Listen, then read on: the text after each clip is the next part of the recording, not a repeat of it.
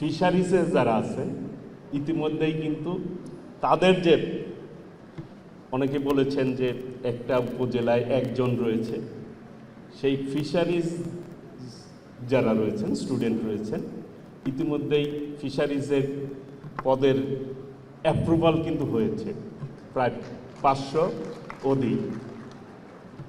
কাজেই agriculture sector যেটা fisheries এবং লাইফ স্টক যে যারা আপনারা লেখাপড়া করেন, একসময় হয়তো মানুষ মনে করত এই পশু ডাক্তার এটা আবার কীরকম, মানে অত হিসাবে দেখতো না আর কি, যে হ্যাঁ বুয়েটে পড়ালেখার ব্যাপারে মানুষের আগ্রহ ছিল, মেডিকেলে পড়ার ব্যাপারে অনেক বেশি আগ্রহ ছিল, এই ব্যাপারে আগ্রহ কিন্তু খুব কম ছিল। কিন্তু তখন আমি যখন তার কথা বলছি তখন কিন্তু মাত্র 50 জন ছিল ছাত্রছাত্রী, 50 থেকে 60 জন, 50 জন। এখন আল্লাহ রহমতে এর পরিধি অনেক বেড়েছে এবং মানুষ যত দিন যাচ্ছে, এই যে আজকে বিজ্ঞানীরা রিসার্চ করছে, যত রিসার্চ করবে তত এই সেক্টর ডেভেলপ হবে। সেই জন্য আজকের এই কনফারেন্সটি অত্যন্ত গুরুত্বপূর্ণ আমি মনে করি, প্রতি বছর এটি হওয়া উচিত। আজকে খাদ্যের যদি নিরাপত্তা আমরা দিতে চাই, তাহলে যেই পশুগুলি আমরা খাদ্য হিসাবে ব্যবহার করি সেই পশুটি সঠিক আছে কিনা, রোগমুক্ত কিনা, মানুষের খাওয়ার উপযোগী কিনা, সেটি কিন্তু প্রথম বিবেচনার বিষয় রয়েছে, যেটি আগে আমরা বিবেচনা করতাম না। যে বাজারে গিয়ে কোনো আমরা এটা কোন কে জবাই করেছে, এটি কি আমাদের স্বাস্থ্যসম্মত কিনা, এটি কি কিন্তু কেউ বিবেচনা করত না। এখন কিন্তু মানুষ খাদ্য নিরাপত্তাকে প্রথম গুরুত্ব দিচ্ছে সারা ওয়ার্ল্ডে। কাজেই এই ব্যাপারে আমরা যত রিসার্চ করব হবে তত বেশি আমরা নিরাপদ খাদ্য গ্রহণ করতে সক্ষম হব, এটাই কিন্তু বাস্তবতা। কাজেই স্যার বলছেন এগ্রিকালচার ইউনিভার্সিটিকে অত্যন্ত গুরুত্ব দিতে হবে। আমাদের মাননীয় প্রধানমন্ত্রী দেশনায়ক তারেক রহমান এই সেক্টরটাকে সর্বোচ্চ গুরুত্ব দিয়ে থাকেন। উনি কিন্তু ইতিমধ্যেই তার কর্মকাণ্ড দিয়ে একজন মানবিক নেতা হিসাবে নিজেকে কিন্তু প্রতিষ্ঠিত করতে সক্ষম হয়েছে। যেখানেই কোনো প্রাণী বা মানুষ যেখানেই যে অসুবিধায় থাকে সবচাইতে সবার আগে তিনি খোঁজ নেন, সেটি হচ্ছে আমাদের মাননীয় প্রধানমন্ত্রী দেশনায়ক তারেক রহমান। কাজেই এই সেক্টর কিন্তু ডেভেলপ হবে, প্রতিনিয়ত কিন্তু উনি খোঁজ রাখেন।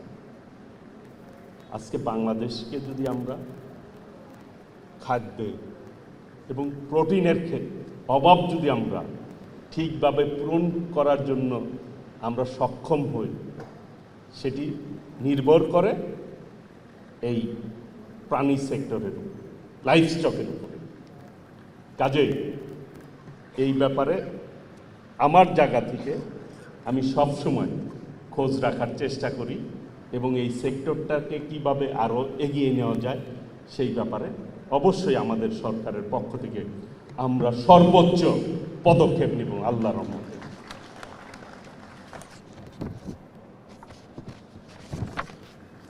এবং আজকের আমাদের কিন্তু ভেটেরিনারি হাসপাতাল ঢাকাতে একটা আছে, আমরা চিন্তা করছি কিভাবে প্রত্যেক বিভাগে একটি করে হাসপাতাল করা যায়, কারণ প্রাণীর সংখ্যা কিন্তু অনেক বেশি যেগুলি খাদ্যের তালিকায় রয়েছে। সেইগুলিকে যদি আমরা ডেভেলপ করতে চাই, সেইগুলি যদি রোগ মুক্ত করতে চাই, তাহলে কিন্তু আমাদের প্রত্যেক বিভাগে একটি করে ভেটেরিনারি হাসপাতাল কিন্তু প্রয়োজন রয়েছে। কাজেই আমি মনে করি যে আজকের এই যুগে আমাদেরকে অবশ্যই এই ব্যাপারে গুরুত্ব দিয়ে আমরা এগাবো এবং আমাদের সরকার আগাবে, এই ব্যাপারে আপনারা নিশ্চিত থাকতে পারেন। যেহেতু আমি রাজনীতি করি, রাজনৈতিক অঙ্গনের কিছু বিষয় অগাস্ট মাস আমরা স্বৈরাচার মুক্ত, ফ্যাসিবাদ মুক্ত সকলের আন্দোলনের মধ্য দিয়ে একটি গণতান্ত্রিক সরকার পেয়েছি আমরা আমাদের মাননীয় প্রধানমন্ত্রী দেশনায়ক তারেক রহমানের নেতৃত্বে। এই দেশে গণতন্ত্র যদি কেউ লালন করে সেটি বাংলাদেশ জাতীয়তাবাদী দল বিএনপি। আমাদের আদর্শের জনক শহীদ রাষ্ট্রপতি জিয়াউর রহমান, যিনি স্বাধীনতার ঘোষণা দিয়ে যুদ্ধ করে তিনি এই দেশটি স্বাধীন করেছেন এবং গণতন্ত্র প্রতিষ্ঠা করেছেন। আমাদের প্রিয় নেত্রী দেশনেত্রী বেগম খালেদা জিয়া গণতন্ত্র যখন আবার স্বৈরাচারের কবলে পড়ে, দীর্ঘ 9 বছর আন্দোলন সংগ্রাম করে এই গণতন্ত্র প্রতিষ্ঠা করেছেন। আজকের যে সংসদীয় গণতন্ত্র, সেটির মূল ধারক হচ্ছে দেশনেত্রী বেগম খালেদা জিয়া।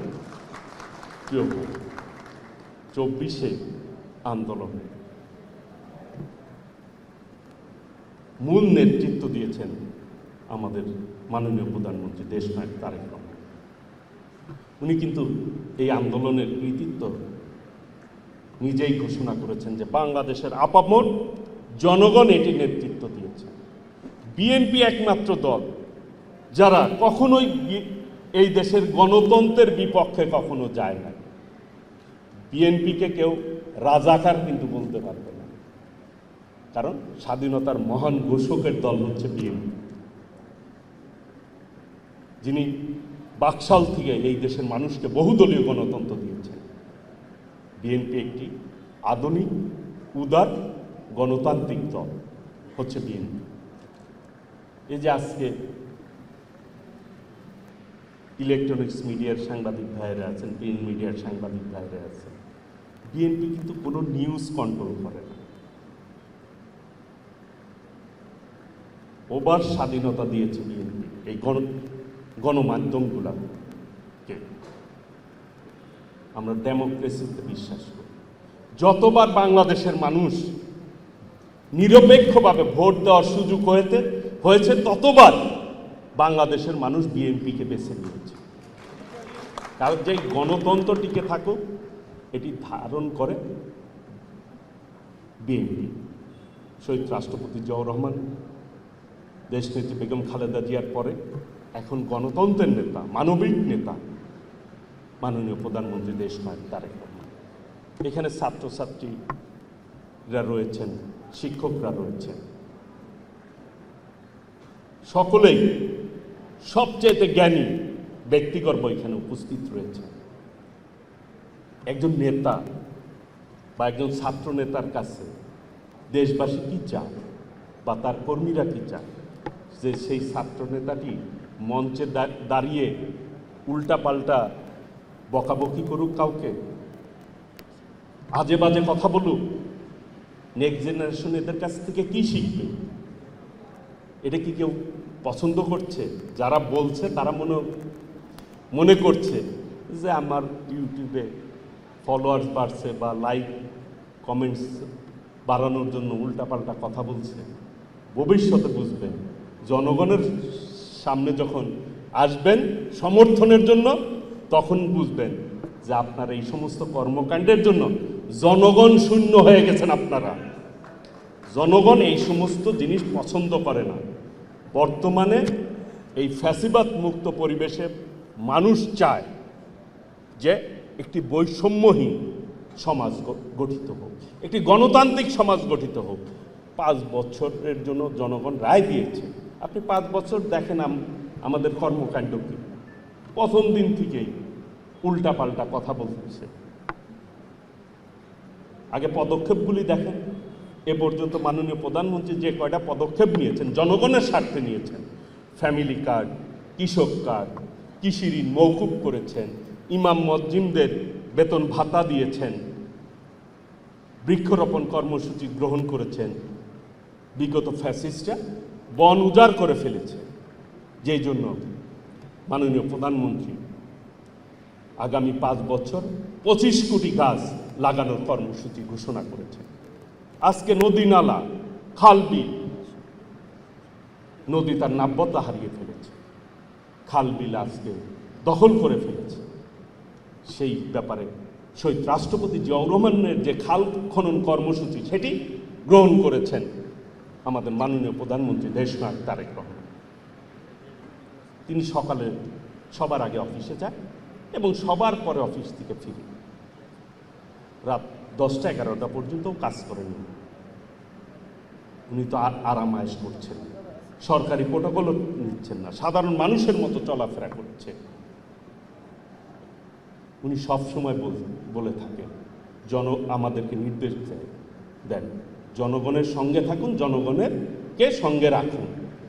জনগণই শক্তি, যেটি শহীদ রাষ্ট্রপতি জিয়াউর রহমান বলেছিলেন। ক্ষমতার উৎস হচ্ছে দেশের জনগণ। দেশনেত্রী বেগম খালেদা জিয়াও তাই ধারণ করেছে এবং উনিও সেই পথেই হাঁটছেন। জনগণকে প্রাধান্য দিয়েই কিন্তু কর্মসূচি ঘোষণা হচ্ছে, কর্মসূচি পালিত হচ্ছে। আজকে সেই জনগণের দুর্ভোগকে যারা ফেলতে চায়, যারা ষড়যন্ত্র করছে, যাদের তর সয় না, আমাদের দেশীয় ভাষায় বললাম আর অস্থির হয়ে গেছে। কিসের অস্থিরতা? আগে দেখেন, 5 বছর পরে একটি সুষ্ঠু নির্বাচন হবে, জনগণই বিচার করবে যে নেক্সট কে দেশ পরিচালনা করবে। আমরা ভালো করলে আমরা পরিচালনা করব, আমাদেরকে ম্যান্ডেট দিলে আমরা যাব, আপনাদেরকে ম্যান্ডেট দিলে আপনারা যাবেন। আপনারা সেই পথে হাঁটছেন না, আপনারা ষড়যন্ত্র করতে চাচ্ছেন, ষড়যন্ত্রের পথে হাঁটছেন।